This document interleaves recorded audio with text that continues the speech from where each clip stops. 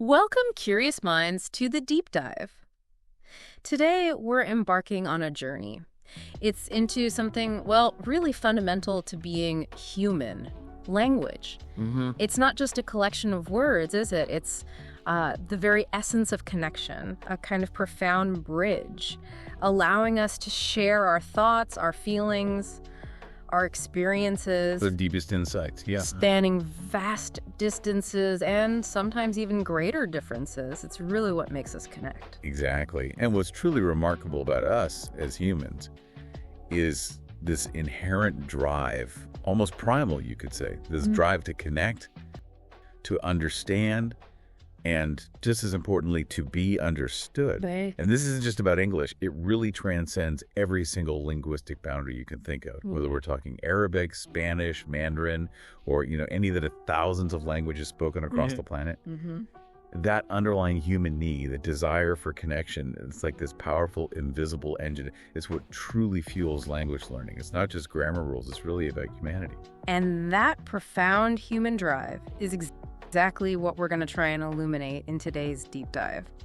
Our mission, really, is to take a close, detailed look at the journey of one young, pretty ambitious language learner. We want to pull out the practical insights, the sort of foundational principles from his experience, uncovering those crucial nuggets of knowledge, if you will, something that can serve as a blueprint for anyone starting or maybe continuing their own language adventure. Wherever they are on that path. Yeah, exactly. And the sources we're looking at for this deep dive are genuinely fascinating. They offer this unique blend, a really vibrant mix of personal story, specific linguistic definitions, and incredibly practical, actionable examples. Okay. It's like a rich tapestry for exploration, really. Gives us both the what and the how of language learning in a wonderfully accessible way. So like a map, but with pictures. Kind of, yeah. Like having a detailed map, but also seeing the landscape in, vivid color. Okay, so let's introduce our guide for this deep dive. Our sort of protagonist, Carlos. He's a 14-year-old boy from Mexico. And his passion, which is apparently incredible for learning languages, especially English, that's going to be our guiding thread. His story isn't just, a nice anecdote. The sources suggest it offers a clear, step-by-step roadmap, a blueprint anyone can adapt. So let's start by exploring what really sparked Carlos's ambition, because understanding that why, that initial reason, is always the first step, isn't it? Always. Carlos, like countless students everywhere, studies English at school. That's pretty standard. A very common starting point. But his ambition, as we gather from the sources, it goes quite a bit further. He doesn't just want to study English, to pass a test. He wants to speak it better. And that distinction is huge. Between knowing about it and actually doing it. Yes, this isn't just about getting good grades. This desire for practical fluency, the real ability to use the language in dynamic, real-world situations, it so often goes beyond the formal goals of the classroom. You're right. And it serves as this incredibly powerful internal motivator. When a learner actively wants to speak and communicate, not just memorize for an exam, their whole approach just shifts, fundamentally. How so? Well, it moves from just, rote memorization and passive absorption to genuine, active engagement, seeing the language as a living tool for connection. Oh. It's the difference maybe between studying the mechanics of a bike Okay. and actually learning to ride it, feeling the wind, One is theory, the other is dynamic experience. I like that analogy. And Carlos, well, he didn't waste any time putting that motivation into action, did he? Not at all. One of the very first proactive steps he took sounds simple, but apparently very effective, was watching cartoons and movies in English. Sounds easy, maybe even fun, but what's the real power behind that? Well, this immediately brings us to the huge, often underestimated value of immersion. Immersion. And it's important to stress, this holds true even when your initial understanding is, well, very limited. When Carlos first started, the sources say he only understood a few words here and there. Okay. But that early exposure isn't about getting everything immediately. It's not about full comprehension right away. So what is it about? It's about building this foundational familiarity. with the sounds of the language, its rhythm, the intonation, the overall flow of spoken English. Oh, and I see. Getting your ear tuned in. Precisely. This is where active engagement really starts, because it shifts the process from just passive absorption of information to more curiosity-driven exploration. Think about it. Even understanding just a few key words like hello or water within a visual context that starts building crucial neural pathways. Like how a baby learns. Very much like that. Rap. A baby hears their native tongue constantly. They Rap. don't understand everything at first, but they're constantly absorbing, making connections, mapping sounds to meaning. This early, consistent sound exposure builds a critical foundation. It makes future, more structured learning much more efficient, more natural. It kind of prepares the brain. Okay, so from that initial, maybe slightly overwhelming immersion, Carlos then moved to something more disciplined, more foundational. The sources tell us he meticulously wrote down new words in a notebook, which, you know, in our digital age sounds almost quaint, a bit old-fashioned. It might sound that way. But is there a hidden power in that simple act? Oh, absolutely. This simple, almost analog method is profoundly effective.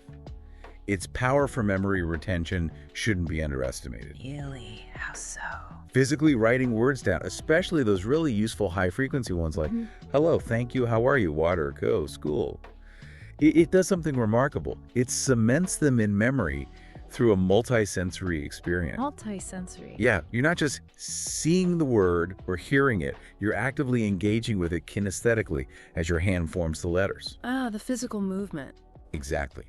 This immediate application of new vocabulary, linking the written form to the concept and the sound, is absolutely crucial for moving past just recognizing a word to actually retaining it, being able to recall it later. And the analysis here seems compelling too. How does this deliberate, maybe even slow practice of writing words down actually help combat information overload? Because language learning can feel like an avalanche sometimes. It really can. It combats overload by forcing focus and active processing. Instead of passively trying to absorb everything flying at him, Carlos was actively selecting, processing, and then physically producing the new information. So he was in control. In a way, yes. Yeah. He wasn't overwhelmed precisely because he was focusing on high-frequency, immediately useful terms, words he could actually see himself using right away. Okay. Active note-taking, unlike just passive listening, requires that deliberate act of selection, deep processing, and physical output, all of which significantly deepen the cognitive engagement. It makes the information stick much better. So it's not just what you hear. It's what you do with what you hear, transforming that passive input into active knowledge. Got it. So once those individual words started forming a solid base, Carlos quickly, almost instinctively, made the leap to expression. He started speaking small, functional sentences, like, my name is Carlos, I like pizza, I go to school. They sound very basic to native speakers, of course, but what's the real significance of these early sentences for a learner? Well, the significance is huge. It really can't be overstated. These simple sentence structures represent an absolutely critical milestone in language acquisition. A milestone. Definitely. It's one thing to know individual words, which is good, but it's an entirely different and far more powerful thing to be able to combine those words into coherent, meaningful statements. Okay. These are direct personal applications of the language, relevant to his own life, his identity. Being able to say, my name is Carlos, isn't just stringing words together, it's a powerful assertion of self. An immediate demonstration that the language is a tool he can actually use right now. To express who he is. Exactly. And that builds immediate, tangible confidence. And how do these early successes actually reinforce that learning loop? Because, let's be honest, language learning can feel like a long, hard slog sometimes. What keeps someone like Carlos going? Stops him getting discouraged? That's a brilliant point. It touches on the neurobiology of motivation, really. Every time Carlos managed to say, my name is Carlos, or I like pizza, his brain essentially registered a win. A little victory. A micro victory, yes. Oh, ever small. And these trigger a release of dopamine, that feel-good chemical associated with reward and motivation. It's not just about forming the words correctly. It's the immediate, tangible proof that his effort is paying off.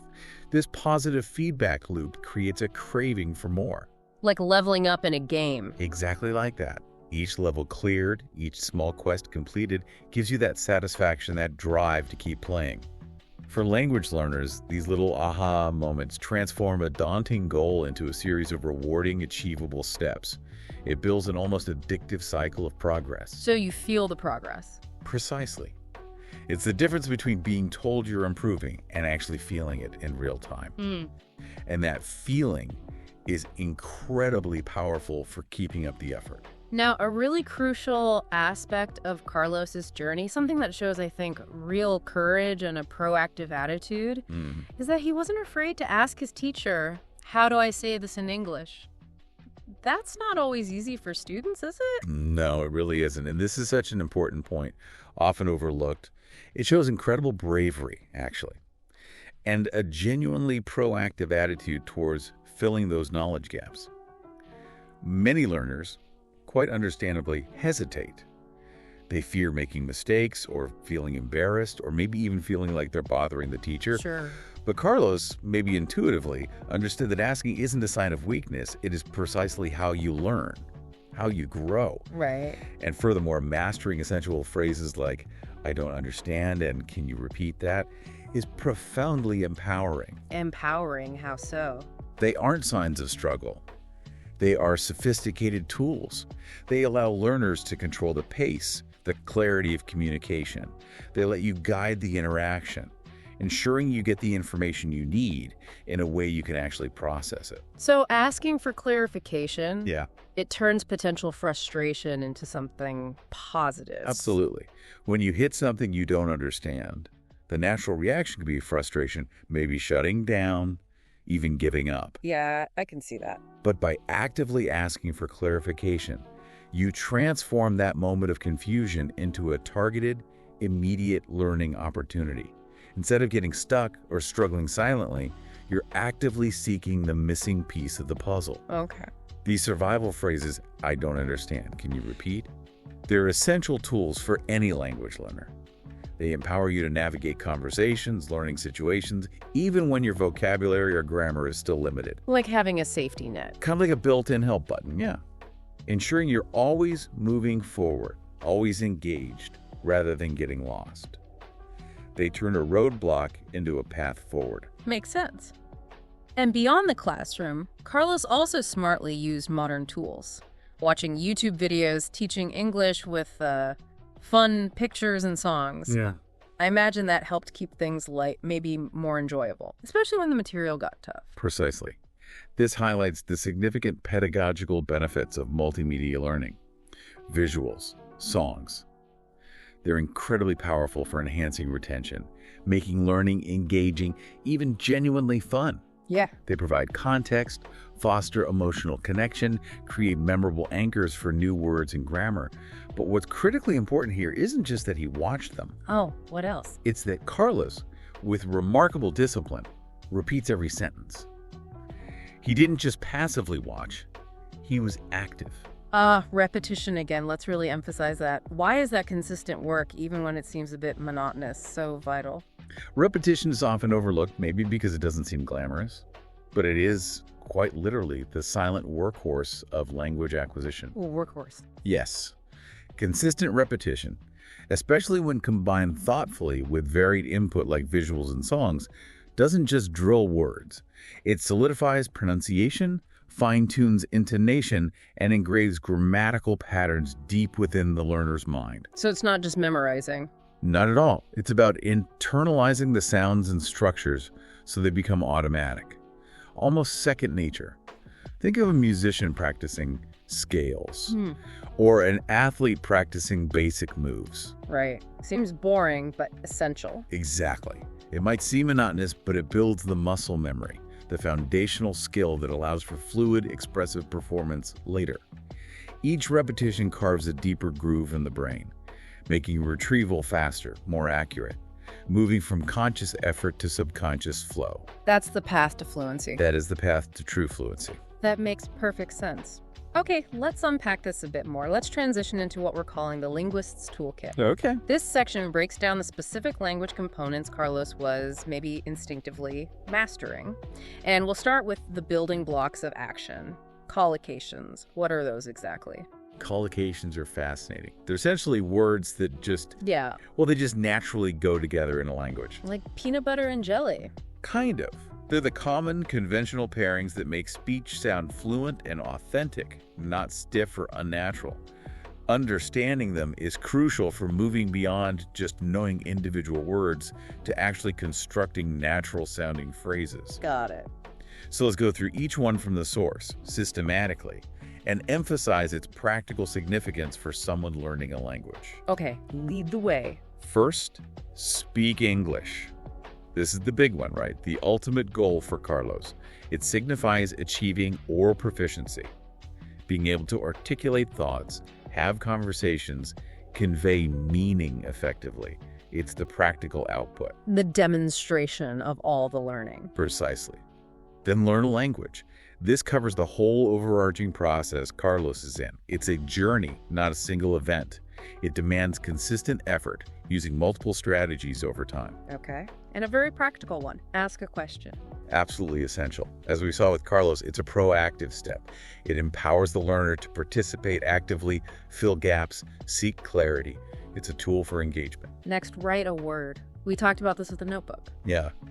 This action reinforces memory through that kinesthetic, physical input and visual input. The act of writing strengthens the connection, sound, meaning visual form, embeds it deeper. Then watch a video. This points to the power of immersion and contextual learning.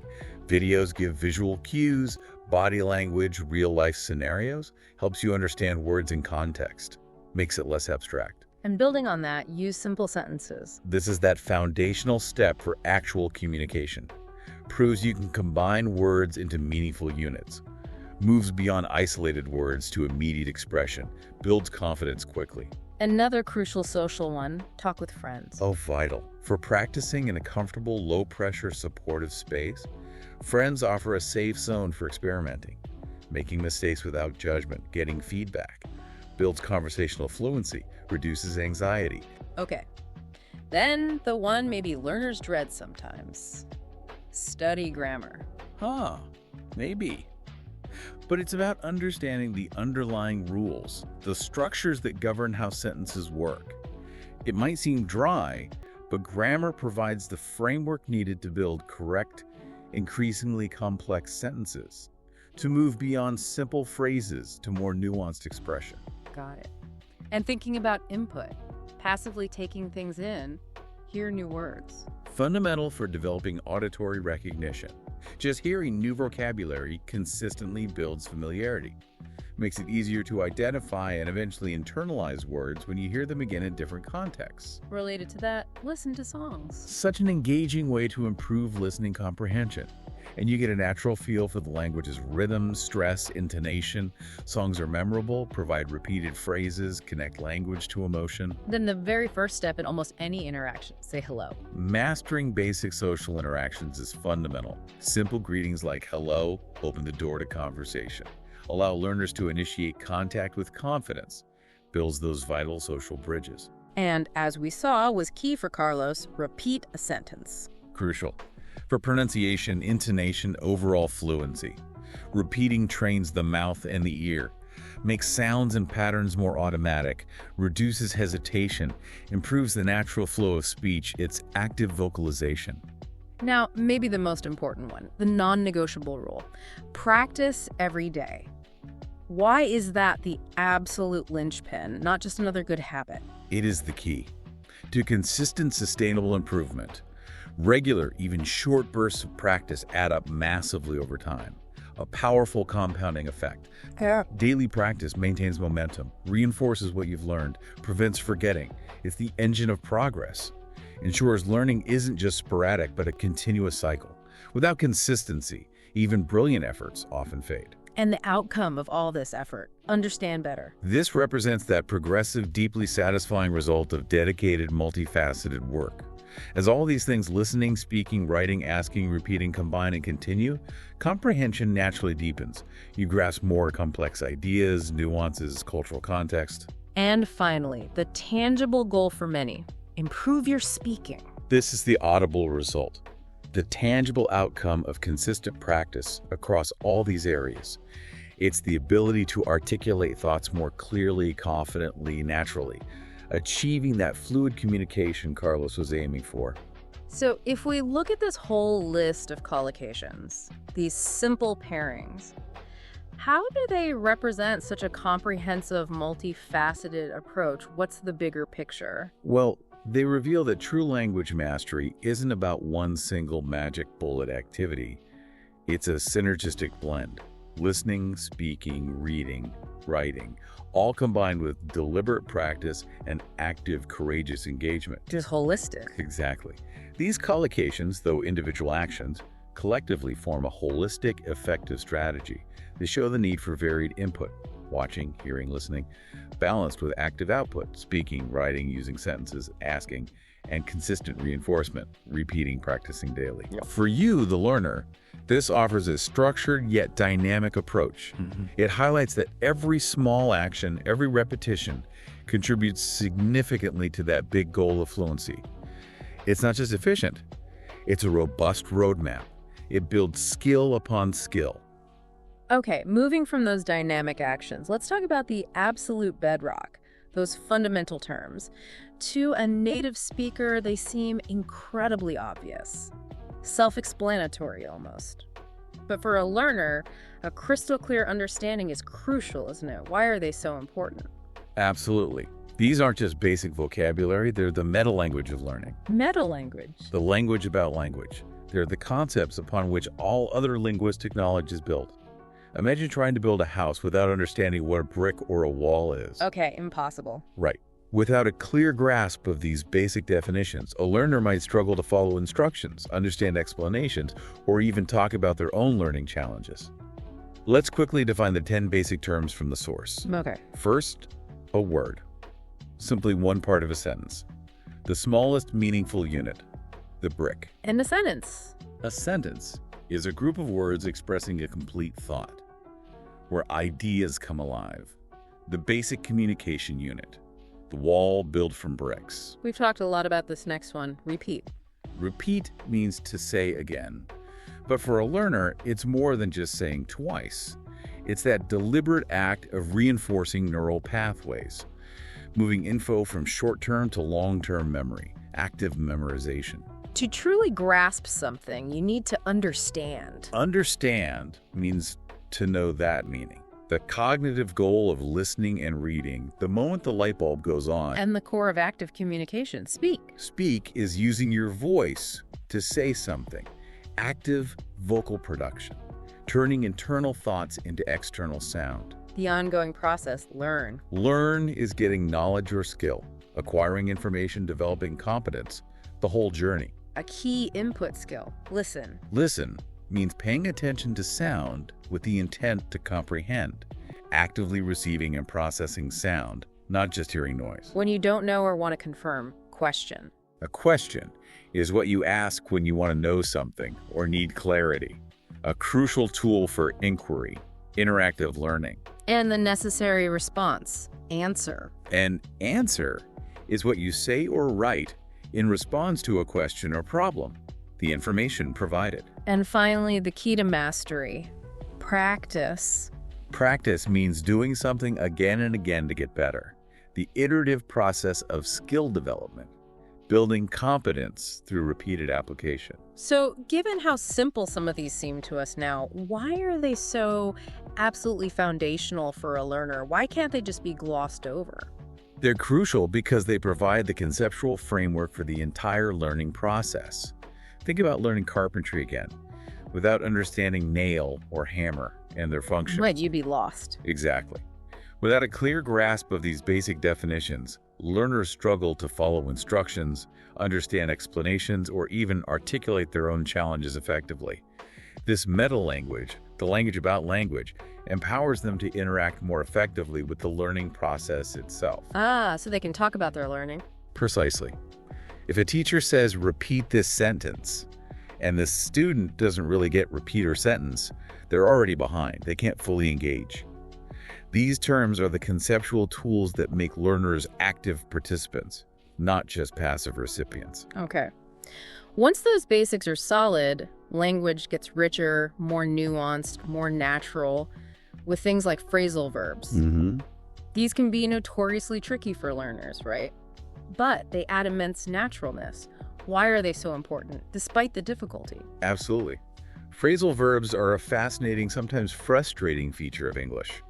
They're combinations of verb plus a preposition or adverb that together create a new meaning, often one that isn't obvious for the parts. Like look up. Exactly. Look is to see, but look up means search for info. They define natural idiomatic English speech. And yes, they're a common stumbling block, but mastering them is a huge leap towards sounding more authentic, less stiff, truly confident. They allow for more concise, idiomatic expression. Okay, let's break down the ones from the source with examples. Sure.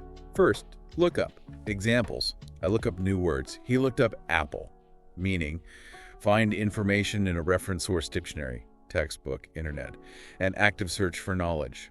You might also look up an old friend. So definitely not literally looking upwards. That trips people up. Precisely. Second, write down. We saw this with Carlos's notebook. Examples. I write down new words. She wrote down the sentence. Meaning. Record information on paper or digitally, often quickly so you don't forget. Externalizing info. You might write down a date or an idea. Then speak up. This one has a couple of meanings. He does. Speak up, please. He spoke up in class. Two main meanings. First, speak more loudly or clearly so you can be heard, especially if mumbling or it's noisy. Second, more metaphorical.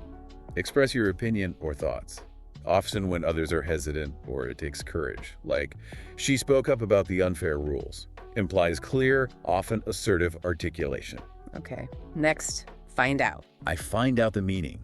He found out the answer. Meaning, discover information through investigation, inquiry, research. A process leading to new knowledge or a solution. You might find out movie times or find out a secret. And finally, point out. She pointed out my mistake. I point out the word. Meaning, draw attention to something. Indicate visually or highlight a detail for someone's awareness, making something clear or visible. A teacher might point out something on a map, or you might point out a bird. So it's clear why they're a stumbling block, the non-literal meanings, but why are they also a gateway to more idiomatic, confident English? What makes them worth the struggle? They're a block because the meaning often isn't literal. Like we said, look up isn't gazing at the ceiling. That unpredictability sum of parts not equaling the whole is frustrating for learners translating word for word. Right. However, they're an essential gateway precisely because native speakers use them constantly, effortlessly, without thinking. If you want to sound natural, have your English flow like real conversation, not a textbook. You need them. They make you sound less rigid. Exactly. They allow more nuanced, concise, often more energetic expression. Instead of saying, I must discover the answer to this question, you naturally say, I need to find out the answer. They elevate a learner's ability to express ideas with more fluidity, more naturalness. Mastering them shows a deeper grasp of the language's subtleties, opens up a whole new level of conversational confidence. Okay, moving on. Every language learner makes mistakes. It's natural, maybe even crucial for learning. It's how we figure things out. Absolutely. Data points. Right. But recognizing and correcting common patterns is definitely key to faster progress. What are some common pitfalls Carlos might have hit, and how do we fix them? Totally. Mistakes are invaluable data points. They show exactly where the understanding gaps are, where the principles haven't quite clicked. By proactively addressing common pitfalls, learners can prevent bad habits from getting ingrained. And those are much harder to unlearn later. Easier to build correct habits from the start. Let's walk through each common mistake from the source. Contrast incorrect with correct, and briefly explain the why, the grammar principle behind it. Sounds good. First, a very common one. I am speak English. Correct form. I speak English. This often comes from direct translation from languages like Spanish or Portuguese that use an auxiliary like to be in simple present. In English, for simple present actions, things you do habitually, we generally don't use am, is, or are with the main verb, unless it's continuous like I'm speaking now. So, I speak is for habitual action. Got it. Next up, she learned fastly. Should be, she learns fast. Two things here. First, learns corrects subject-verb agreement. Third person singular, she needs an S in simple present. She learns, not she learned. Right, S. Second, fast works as both an adjective, a fast car, and crucially here an adverb, describing the verb how she learns.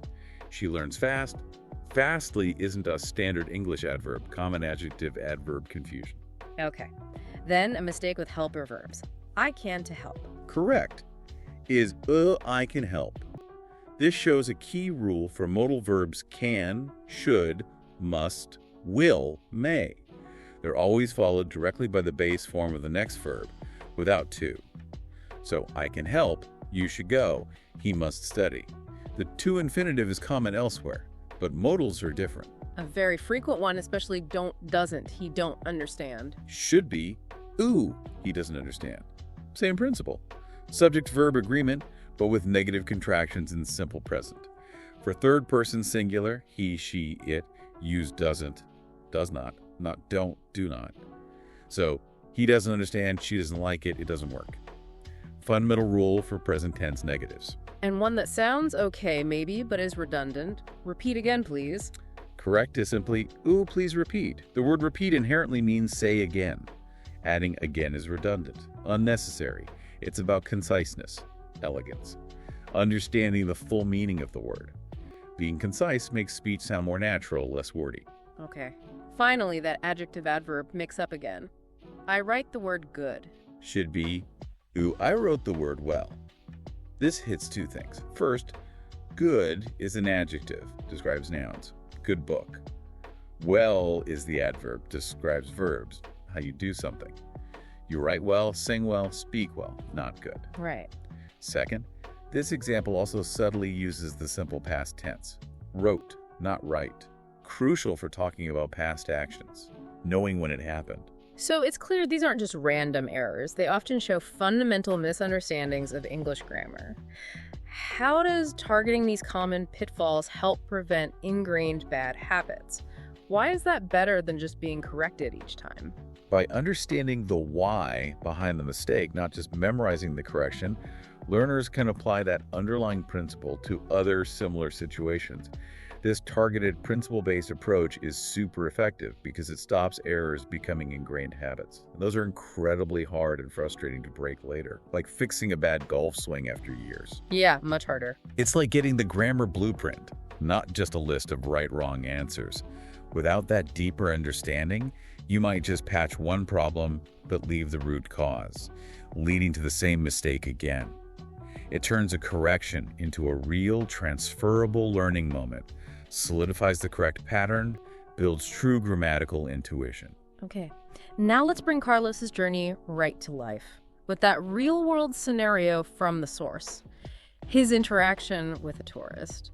This is where all the hard work paid off, right? Immediately. This mini dialogue is fantastic, almost cinematic. It shows practical application, initiative. Let me perform it. Imagine Carlos, maybe a bit nervous, but determined, approaching a tourist. Expert speaker, as Carlos. Hello, can you help me? Expert speaker is tourist. Sure, what do you need? Expert speaker is Carlos. How do I say fruit in English? Expert speaker as tourist. You already did. Great job. That's great. What's fascinating beyond the simple words is the impact of that quick exchange. It's like a whole story in 4 lines. It absolutely is. It shows Carlos's courage initiating interaction, even with limited vocabulary. Right. He used his survival phrase, "Can you help me?" which we said was so empowering. Right. And then he directly applied his learning, asking for a specific word he needed. And that positive reinforcement from the tourist, you already did. Great job. That's a powerful, validating aha moment. More than just polite. Much more. It tangibly validates his efforts, shows him right then and there that his learning is working. that he can communicate effectively. This isn't just about facts. It's about successful communication interaction. The ultimate goal. It's a small moment, maybe, but for Carlos, a moment of huge triumph, inspiration to keep going. Fantastic. Okay, to help you, our listener, kind of solidify your own understanding, engage actively with what we've talked about, let's highlight that simple self-assessment tool, a quick quiz. Good way to check what's stuck. Yeah, these quick quiz questions are designed to reinforce key takeaways, encourage active recall, give immediate feedback. Let's try them. First question, what means say again? Is it A, repeat, B, listen, or C, practice? And based on Carlos's method, the answer is definitely A, repeat. Got it. Next, what is a group of words that expresses a complete thought? A, word, B, sentence, or C, question? That would have to be B, sentence, the basic unit of communication. You're on a roll. Final one. What do you do every day to get better at something, especially language? A, answer, B, speak, or C, practice. Has to be C, practice, the non-negotiable key, as we said. Excellent. So why are these simple self-checks, these quizzes, so valuable? They seem straightforward, but what's their real power in learning? They're crucial because they give immediate low-stakes feedback. They let learners quickly see what they've truly retained and what might need revisiting or more practice. This active recall process isn't just a test. It actually strengthens memory pathways, builds confidence, makes learning more efficient, targeted, and importantly, more personalized. It's a fundamental principle of effective learning. Test yourself, get immediate feedback, adapt your approach. Moves learning from passive absorption to active engagement and refinement. Carlos's journey is incredibly inspiring, a personal story of dedication. But it's also part of something much bigger, isn't it? A global phenomenon. Let's widen the lens now. Talk about English as a global bridge, something bigger than just one boy's story. Yes, this cultural insight is vital, really profound. Around the world, kids, adults, people learn English for an incredible variety of reasons. For some, it opens doors to travel, navigating new places, connecting with different people. Sure. For others, it's an absolute necessity for better jobs in our globalized market. English is often the working language. Right, economic reasons. And for many, like Carlos perhaps, it's simply for fun. Driven by curiosity, a love of movies, songs, that innate desire to connect with more of the world. Carlos's own metaphor, learning language is like opening a door, perfectly captures this universal truth. I like that. Opening a door. English functions as a true lingua franca, a common language facilitating connection, commerce, opportunity across vast distances, diverse cultures. Simple phrases Carlos learned, "How are you? I don't understand," become universal tools for basic interaction, breaking down barriers. It enables a shared understanding that transcends borders, makes the world feel a bit smaller, a bit more connected. Okay, let's circle back to one of the most fundamental concepts. One Carlos clearly embraced. Repetition. It keeps coming up for a reason. It does. Repetition, as our word pop-up reminds us, is simply to say again. Example, please repeat the sentence slowly. But as we've discussed, it's so much more than just the definition. It's vital to stress. Repetition isn't just rote memorization, mindlessly saying a word 20 times. Instead, it's about internalizing complex patterns, developing muscle memory for speech, achieving true, effortless fluency. It's the silent, consistent force behind confident, natural communication. How does it work? Neurologically, maybe? Well, when you repeat something, you're not just re-encountering it, you're deepening the neural pathways associated with that word, phrase, or structure. This process moves information from fragile, short-term memory to robust, accessible, long-term memory, allowing you to recall and use it effortlessly without conscious thought or hesitation. And so it becomes automatic. Exactly. It allows you to produce language automatically, which is the undeniable hallmark of fluency. Right. Okay, now for you, our listener, we want to offer a direct challenge. Let's encourage active application of the insights we've pulled from Carlos's journey today. Time to put some tools into practice yourself. Your challenge, should you choose to accept it, Is this? We invite you to write 3 sentences in English about your favorite food. And here's the twist. Try to use at least one phrasal verb and 2 collocations that we discussed today in those sentences. Okay, like what? Give us an example. Sure. You might say something like, I love to look up new recipes for pasta, and I practice every day to improve my speaking about my favorite dishes. Or, I need to find out the best way to make tacos, so I watch a video and then repeat the steps carefully. Got it. So why this specific challenge? Integrating multiple things, making it personal. What makes it stick? This challenge is powerful precisely because it integrates several key learning components: vocabulary, sentence building, those sometimes tricky phrasal verbs, and the natural collocations. It actively pushes you beyond just listening to active production. Yeah. Creative application. Right.